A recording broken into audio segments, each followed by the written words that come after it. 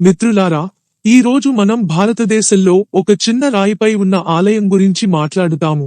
కానీ క్రమంగా ఈ రాయి పరిమాణం పెరుగుతూ వచ్చింది మరియు ఇప్పుడు ఈ ఆలయం ఇలా కనిపిస్తుంది. మొదటి చాలా సులభంగా ఇక్కడ పూజలు చేసేవారు కాని ఇప్పుడు ఈ బండ పరిమాణం పెరుగుతూ ఉండటం వల్ల పూజలు చేయడం కూడా కష్టమైంది. ఈ రాయి పరిమాణం ఇంకా పెరుగుతూనే ఉంది. దీని వెనుక ఉన్న మిస్టరీ అందరినీ ఆశ్చర్యపరిచింది, కలవరపెడుతోంది. ఇంతకీ ఇదేంటి? ఇక్కడి దేవుడు ఎవరు? మరి ఈ మొత్తం విషయం యొక్క రహస్యం ఏమిటి? ఈ విషయాలన్నీ తెలుసుకోవాలంటే ఈ వీడియోను చాలా జాగ్రత్తగా మరియు చివరి వరకు చూడండి. ఈ ఆలయం బుందేల్ఖండ్లోని ఛతర్పూర్ జిల్లాలో ఉంది. ఈ ఆలయం బార్ ఆలయంగా పిలువబడుతుంది. ఈ ఆలయం చాలా విశిష్టమైనది. ఈ ఆలయం 830 సంవత్సరాల పురాతనమైనది. ఈ దేవాలయంపై ప్రజల విశ్వాసం చాలా లోతైనది. ఇక్కడికి వచ్చినంత మాత్రాన అన్ని దుఃఖాలు తొలగిపోతాయని వారు నమ్ముతారు. ఈ ఆలయం క్రింద ఒక రాయి ఉంది. కొంతకాలం క్రితం వరకు కొన్ని అడుగుల ఎత్తు ఉండేదని, క్రమంగా దీని పరిమాణం పెరిగి నేడు దాదాపు 70 అడుగులకు చేరుకుందని.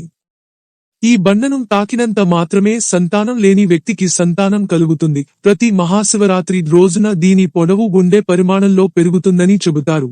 ఎందుకంటే ఈ శిలను శివునితో అనుసంధానం చేయమని ప్రజలు అడుగుతారు. అల్లావుద్దీన్ ఈ ఆలయాన్ని నిర్మించాడని చెబుతారు. ఒక రాత్రి మహోబా నుండి మాధవ్గఢ్కు వెళుతుండగా అతను ఇక్కడికి చేరుకుని ధనవంతుడయ్యాడు. అంటే బుందేల్ఖండ్లో సాయంత్రం షాం ఘరానా ఉంటుంది. దాని కారణంగా అతను ఇక్కడ విడిది చేయడం మరియు ప్రతిరోజూ రాత్రిపూట తన పూజనీయమైన దేవతను పిలిచినప్పుడు ఆమె అతనికి కనిపించింది. తరువాత అతను ఇక్కడ ఆమె ఆలయాన్ని నిర్మించాడు మరియు దానికి బార్ మాతా పేరు పెట్టారు. అరణ్యం మధ్యలో ఉండడం వల్ల మనుషులకు దీని గురించి పెద్దగా తెలియక మరిచిపోవడం మొదలెట్టారు. అప్పుడు సాయం సంధ్య సమయంలో ఆయన కొడుకు సర్దార్ ఒకసారి ఇక్కడికి వచ్చినప్పుడు దారి తప్పి ఈ అడవిలో విశ్రాంతి తీసుకున్నాడు. ఇక్కడ కొంత శక్తి ఉన్నట్లు అతనికి అనిపించింది. వారు దానికోసం శోధించారు మరియు దేవత యొక్క ఆలయాన్ని కనుగొన్నారు. ఇక్కడ పురాతన కాలంలో బండపై ఒక మఠం నిర్మించబడింది. అందులో బార్మాతా జీ విగ్రహం ఉండేది. ఇప్పుడు ఈ విగ్రహం అక్కడి నుండి క్రిందికి తరలించబడింది మరియు ఆలయం నిర్మించబడింది. మతియా రాకముందు ఈ శిల చాలా వేగంగా పెరుగుతుందని నమ్ముతారు. కాని ఇప్పుడు అది ఒక సంవత్సరంలో నువ్వుల గింజలంత మాత్రమే పెరుగుతుందని నమ్ముతారు. ఈ బండను తాకడం ద్వారా భక్తుల కోరిక నెరవేరుతుంది. కాని ఈ రాయిపై చేతులు పెట్టడానికి వేరే మార్గం ఉంది. మొదట చేతిని తలక్రిందులుగా ఉంచి కోరిక కోరుకోవాలి మరియు అది నెరవేరినప్పుడు దానిని నిటారుగా ఉంచి ధన్యవాదాలు చెప్పుకోవాలి. ఆలయం చేరుకోవడానికి దాదాపు 50 మెట్లు ఎక్కవలసి ఉంటుంది.